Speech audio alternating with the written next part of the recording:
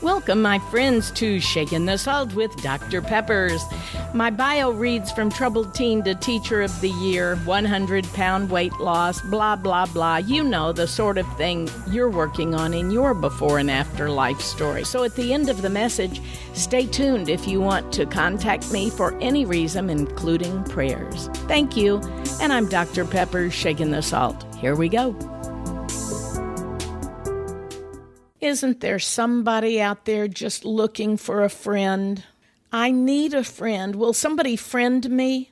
How come everybody else seems to have friends and I don't have any? Have you ever felt like this? Have you ever really been all alone and you just needed a friend? I don't know about you, but I can remember the exact few times in my life when I felt completely all alone. And one of them was when I was in high school and I had run away and I just didn't have a friend in the world.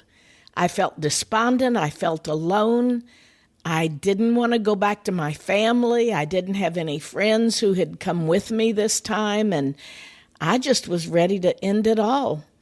In fact, there came a time in my life when I did try to end it all. But that was a different occasion. The second time in my life that I really remember being all alone and friendless was when we had just gotten married and moved back to his hometown of Mobile, Alabama. And my husband, Bud, had a lot of friends who lived there, but they were mostly males. And he would be at work every day and sometimes have to work late. And it was hot and humid, and I was 100 pounds overweight, and I was just all of the time so depressed. I didn't have a single friend in the world. And I wasn't a believer in God, and I just was absolutely helpless and hopeless. And the only person that I had even met, and that was by accident, was an old lady who lived next door. And she wanted me to come over and shop in her little back room. For half price, she was selling the food that she had bought on food stamps. And she would buy things that she needed, for herself, but she would also buy extras at the store on food stamps. And she had her own little supply back there where you could buy things at a discounted price from her food stamp collection. So that's how I got to meet and know Mrs. Powell. But that wasn't really what I considered a friend. I needed somebody I could talk to on a day-by-day basis. We didn't have cell phones then, and it cost money to make long-distance phone calls, and I couldn't afford that. And I know on my husband's meager salary back then, he couldn't afford it, so I didn't make phone calls, not even home, and I just felt alone. As we're going through this coronavirus stuff, there are so many people having to be isolated where you don't have a friend next door. Maybe you could call somebody, but, you keep thinking, well, they've got their own worries and troubles and responsibilities.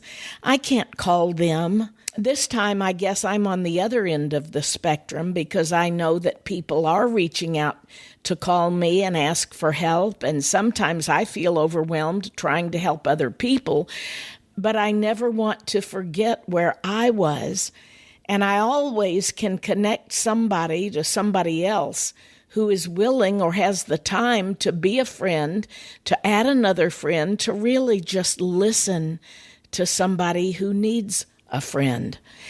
There was an old song, and I love all of the old songs about friendship, but the one I want to focus on is, when you're down and troubled and you need a helping hand, yep, just call out my name, and wherever I am, I'll come running. There was the old song, Lean on Me, and then there was Friendship, just a perfect blendship. That was from the old musical Anything Goes. You can get by with a little help from my friends, yeah. Get high with a little help from my friends. Those were college days.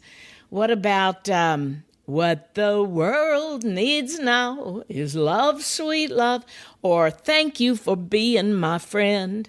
There are a whole lot of them, but this one says, when you're down and troubled and you need a helping hand and nothing is going right, close your eyes and think of me, and soon I'll be there to brighten up your darkest night. I have since found a friend, one who sticks closer than a brother, one who says he will be my friend, one we started singing about when I first came back to know God and to go to church, and it's what a friend we have in Jesus. And some of you may immediately say, yeah, well, here goes that religious stuff. I'm just telling you, I know what it means to be friendless. I know what it means to be so overtired and overworked that you feel like you can't even help anybody else, much less yourself. And there is one you can go to 24/7, and that is the friend we have in Jesus. So my friend, whatever you're going through right now, if you feel like you are totally all alone and you don't have a friend, what if you were just to try this guy Jesus, just to give him a chance and say, okay, everybody says I can count on you. They say you'll be there in my darkest night. They say that if I really need a friend, what a friend we have in Jesus. All my grief to bear, what a friend we have in Jesus. Just take it to the Lord in prayer. Maybe you haven't ever tried praying. Maybe you've never even thought about going to this Jesus guy. Let me give you this challenge, my friend. If you're down and out right now, if you feel isolated and all alone and you feel like nobody really cares, you don't have any close neighbors, you don't have a real friend you can call without bugging them and bothering them because you know they're busy, maybe you don't even have family. Well, you've got one that I challenge you to try. First of all, just go right to him and ask him to help you to believe.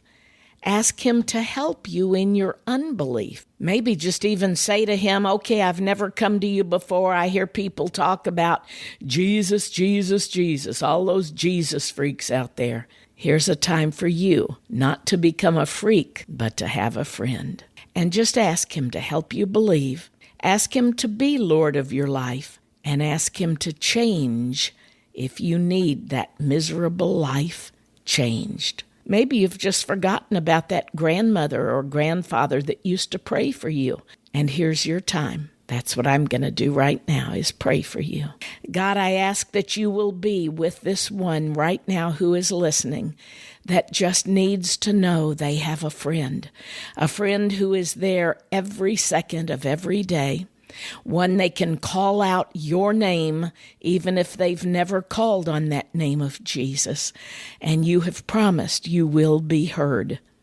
I ask, God, that you will comfort them, that you will help them to find someone that just is there right now, that will pray with them and pray for them, and that you in the meantime will wrap your arms around them and comfort them with the love of God, the one that can touch them in the way that no human being ever could. And that is the precious love of God found through his only begotten Son that so loved him that he died for his sins. He died that you might have life and have it abundantly. Even if you're quarantined, even if there's nobody around you, even if you're all by yourself and feel that no one cares and no one understands, I promise you, when you cry out to him, he will answer. So don't put it off any longer, my friend. Cry out to him right now. If you need a friend, I promise you, he will answer. God bless you, and thank you for staying and tuning in today. I'm Dr. Pepper, shaking the salt. Thanks for staying on, my friend. If you would like to contact me, visit saltandlightministry.com. If you want to share your story with me, ask a question, have me come speak to your group, or maybe just request prayer. Once again, saltandlightministry.com. Thanks, and God bless.